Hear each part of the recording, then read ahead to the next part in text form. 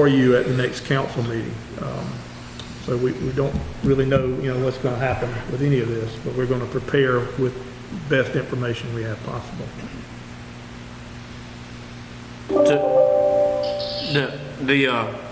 The budgets will be for second reading. We're just doing the one budget reading. Yeah, we just wanted to get the title only. Just the reading title only, but you are preparing the two just in case, so we'll be able to know more next month. Yeah, and probably what we would present to you all is what we want to go with, which would be hopefully sort of the normal one with a little bit of modification. And then create, have some ability in the budget ordinance to amend that budget with a resolution, which is how we do it now, which is one vote. So if we get into the fall and we see what's going to happen, then y'all can come back together and we can all hash it out and figure out what to do. So we'll try to plan for a reasonable assumption and then also have things ready if we have to go more drastic. Good. All right, any questions? I make a motion we accept ordinance number 795 at title only. Second. Motion and a second. All in favor, raise your right hand. All right, thank you. Unanimous. Ordinance number 796, an ordinance to approve the capital improvement plan for Marlboro County for period fiscal year 2021 through 2025, title only, first reading. This is a companion ordinance to the budget we always do, and it just covers the things, the more expensive items we do. We've gone back and forth about just rolling this into the budget document, but at this point, we'd ask you to do a first reading in case we just do it like we've always done it. Okay. Do we have a motion? Motion to approve. Second. We have a motion and a second. All in favor, raise your right hand. All right, thank you. C is review and approve of amended and restated declaration of covenants, conditions, and restrictions for the I-95 Gateway Industrial Park and adjacent commercial properties in Dillon, South Carolina. Mr. Muller. The Gateway Park is the tri-county park with Harbor Freight that Marlboro County is in partnership with Marion and Dillon. And it had these restrictive covenants for that park when it was first done. And now the county of Dillon has, and Dillon City have zoning and other things that accomplish the same goal. So the Tri-County Board, which I sit on, has come up with this and suggested that we amend these so that they just go with what's there. So when you do a deal, you don't have to go through two separate, red tapes to make things happen. So we ask if y'all would consider approving that on staff recommendation. All right. We have a motion. Have a motion and a second. For C, all in favor, raise your right hand. All right, thank you. Discussion regarding brown goods fee for the city of Bennettsville residents. Mr. Muller. If you all remember last year during the budget time or thereafter, the county council approved putting a $10 fee on all town and city residents to cover the cost of folks bringing stuff to our solid waste convenience centers. Stuff being lumber or appliances or TVs or that sort of thing.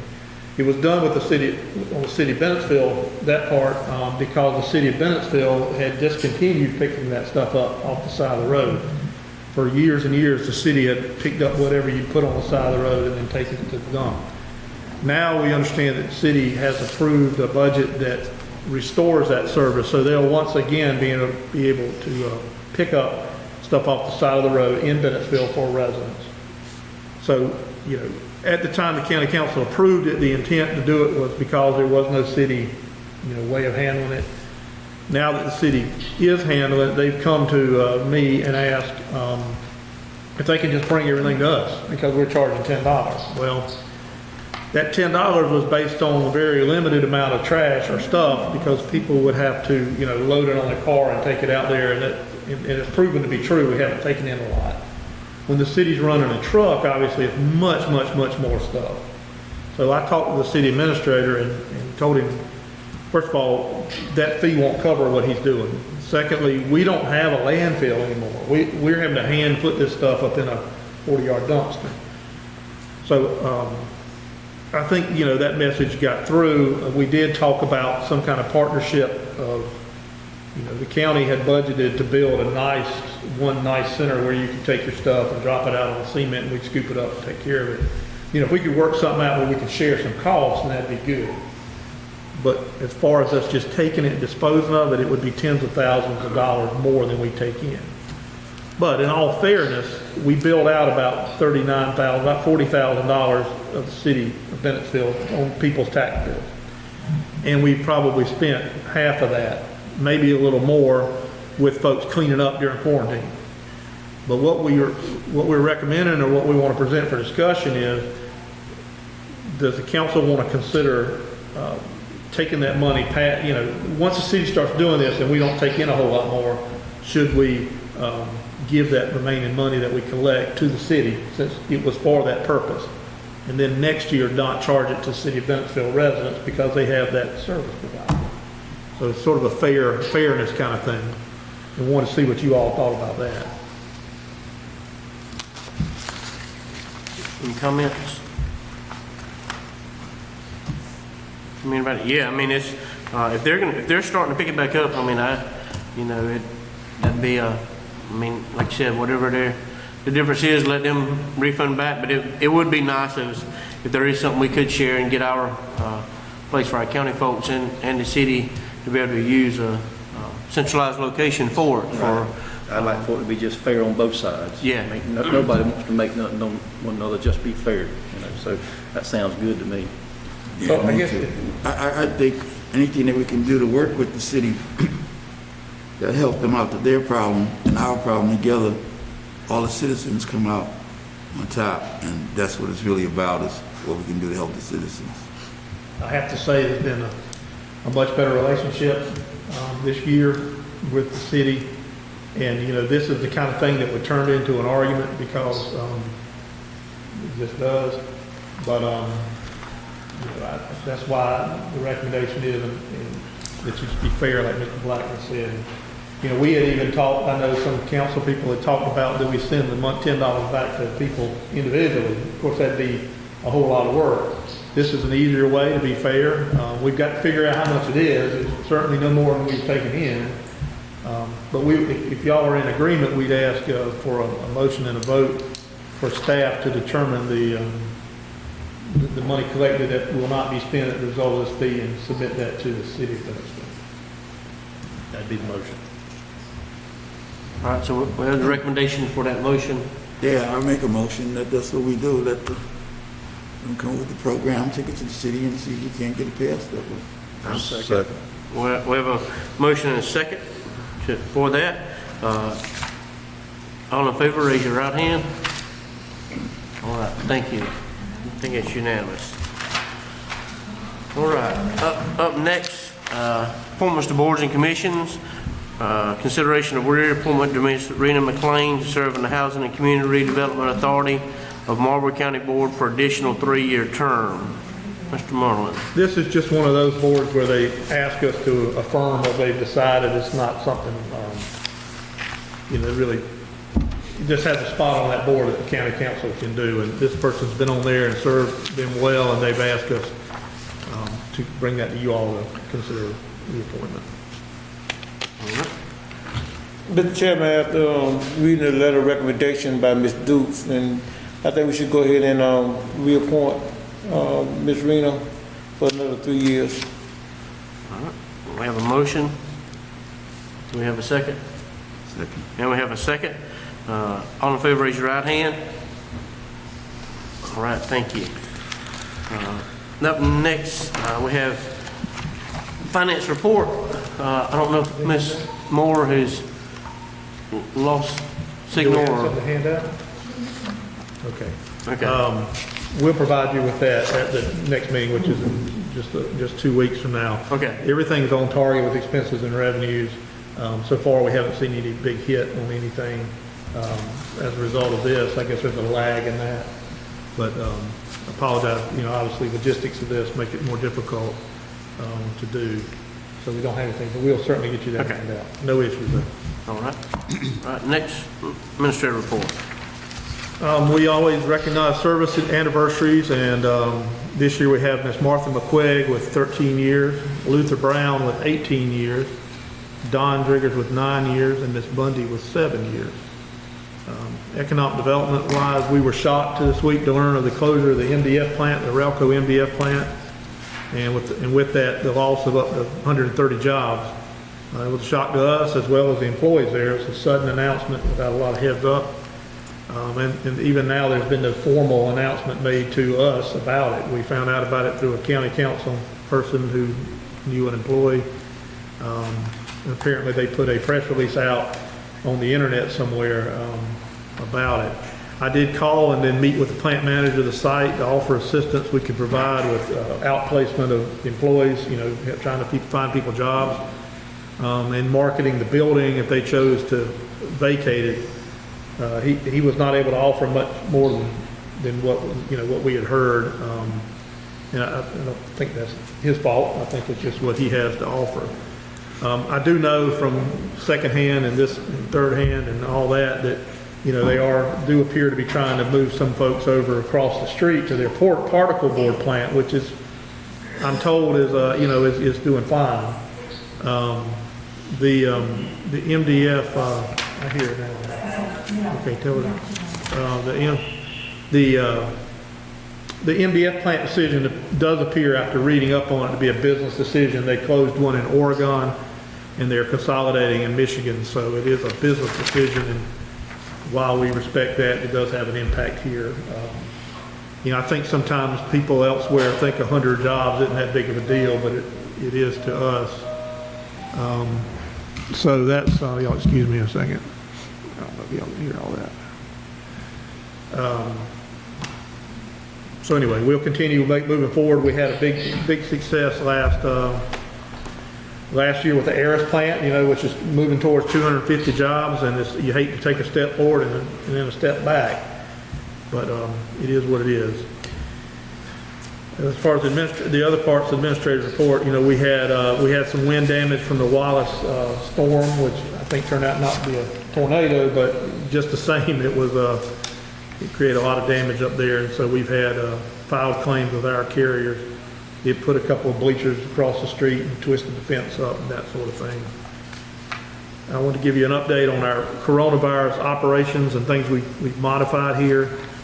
As you know, we put clear plastic barriers, where people have contact with the public, so you can talk through a hole and slide your stuff underneath it.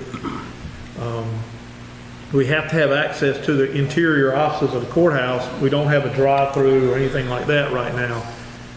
As we even past this current crisis, we will put more permanent shields up. They're designed for that, and also look into options like a drive-through and that kind of thing. Other counties are able to do a lot through drive-throughs. We just never have had that. That will be in your budget as well. Some offices like Clerk of Court and Probate Judge are doing appointments. You go to the front door or the security door at the courthouse and leave your material, or Probate Judge has a shield on this over his whole door, and he can work with you through there.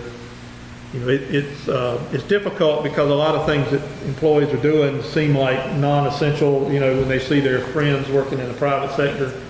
But the things that happen in the courthouse are things necessary to have real estate transactions and all kinds of things that have to keep going. And so we appreciate employees hanging in there.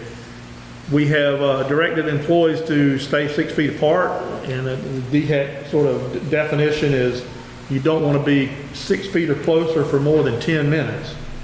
So what we've done this morning is provide masks for people that maybe have to get within 6 feet, working on something or whatever. So if you're in your office and you're away from folks or riding in a vehicle by yourself, there's y'all seen it around town, wearing a mask by yourself in your vehicle, it can keep you from catching the coronavirus, and it uses up masks.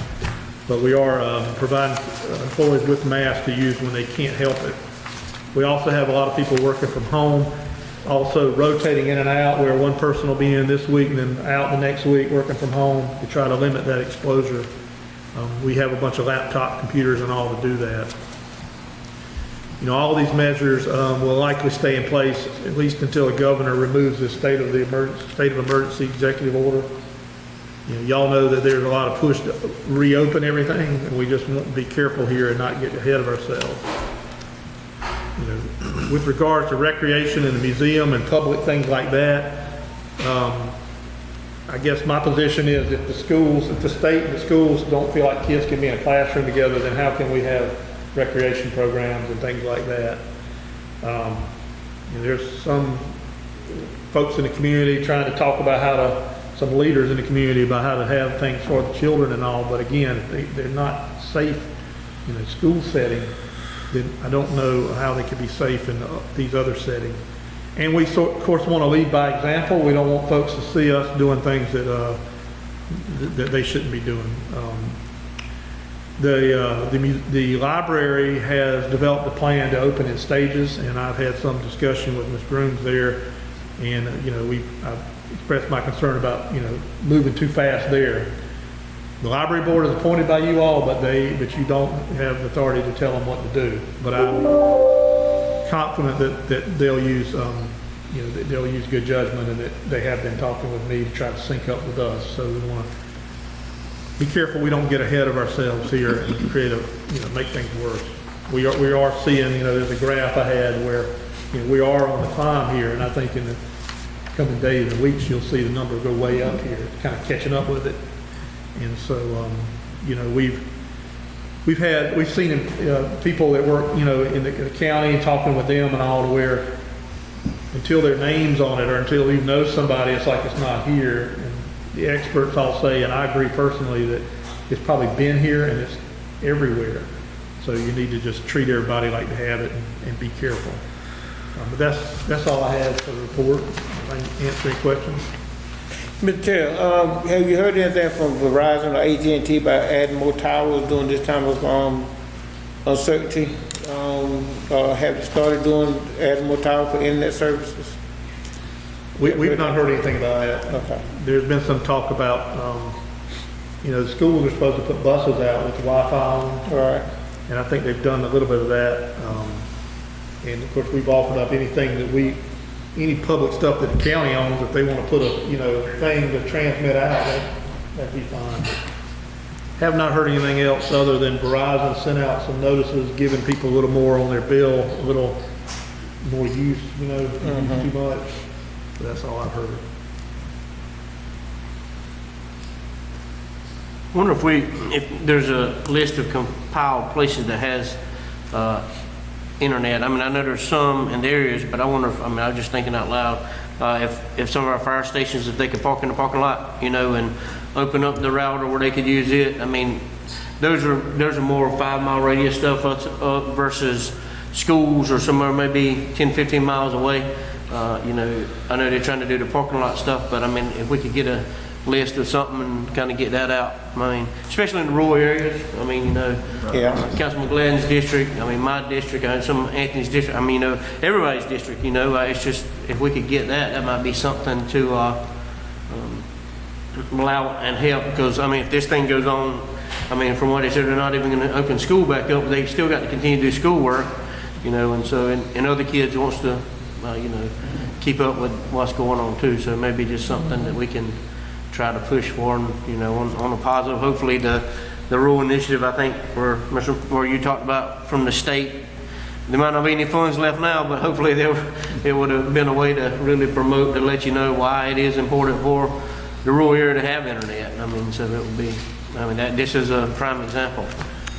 That's a good idea. We'll follow up on that. All right. I don't think anybody called in to speak as far as from the citizens, so I guess we'll go with recognition of council members. Mr. Woods.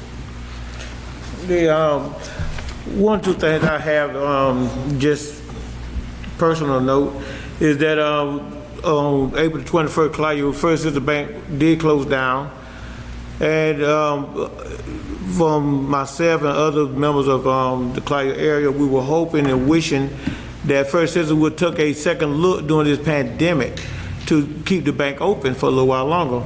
Like all other banks, everything got drive-through access, and the bank was already there, the work was already there. Now that they went on close the bank anyway, we're doing a tough time. It could be a tough adjustment anyway. But we were hoping that they would have let it stay up a little while longer during the pandemic, where this, a lot of senior citizens that don't have transportation wouldn't have to go all the way to Bentonville or Dillon to get the checks or do a bank transaction. But that's just a personal note but it was just disappointing. But the bank is gone, and we're adapting to it. And like everybody else, Clyde still got a curfew going, and like throughout the county, so everybody just trying to make adjustments, and hopefully it's not the new norm, but if it is, we just got to adapt and move on. That's all. Ms. Plato, can you hear us? Yes, I can. Do you have anything? No, not at this time, I don't. Okay. Mr. Midgley? I may have them muted. Hold on. Okay. Yeah. Hey, can you start over if you had something? Yes, I don't have anything right now, Ron, that I can think of. Okay. I really, no. Everything seemed to be going pretty good considering the situation we're in. Okay. Mr. Midgley, Chairman Sting asked if you had anything. No, I have nothing to add. Just be safe. All right. Yes, please be safe. Mr. Blair? One of the concerns I have, we just came up about the library opening up. I think that's something that we really need to take a real close look at, and then open the library up, exactly how it's going to be from day one, if that's going to happen. But when you're dealing with a bunch of people coming in the library, and young people trying to keep them organized, keep distance between them, I remember it was a little early to open the library up. Now, I mean, our numbers keep going up every day in Marlboro County. We was down at one time looking at 2 and 3 and 4 and 5, and we up over 40 now, and it's not, it's not going down. So, because the numbers are not going down, I'm not all for saying let's open the library up if that's what's being said here. Well, I just want to clarify, I haven't spoken to them this week, so y'all don't leave with the impression, and I may have given you that impression, that they're, moving to do that tomorrow or something like that. They're thinking it through, and they have a very well thought out thing. It's just when they want to start doing it, and I'm in contact with them. There's not an issue necessarily there, so I'm sorry if I led y'all to think that wasn't my intent. Just reporting on those things. So I agree with that, and I would imagine the library board agrees too that they need to be very careful. So if there is an issue, if they're in a different mindset than we are, then I'll bring that back to you. But at this time, I don't know that that's true. I think they're trying to do what's right as well. Okay, but that's the only thing that I have right now is concerned about that. Appreciate it. Mr.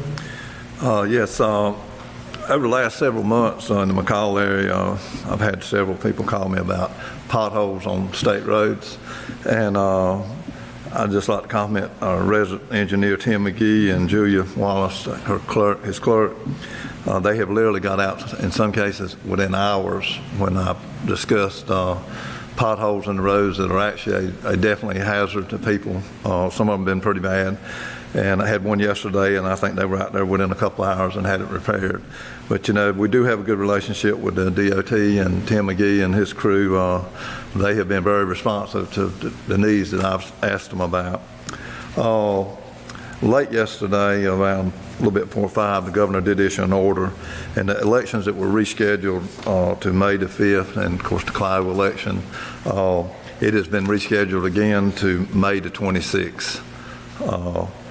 And hopefully it'll go off as scheduled then. That thing literally come into Lori and them's office yesterday about 5 minutes to 5, and she sent me a thing yesterday because she knew I had Mr. Patron. I think he's on the ballot, and a couple of councilmen. But anyway, that election right now is scheduled for May the 26th now instead of May the 5th.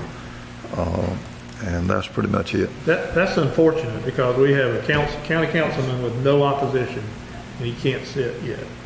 And I don't have a lot of confidence in the state fixing or listening to anything we say, but I would suggest that the chairman write a letter to the governor and ask them to write another executive order putting in place these folks that have no opposition, nobody's filed as a write-in campaign, because the people of District 5 have no representation on this board right now, for no good reason. There's a lot of stuff going on in the state that's not in sync with local government, but that's a whole nother meeting. We'll get a letter drafted for that. All right. Mr. Blackman?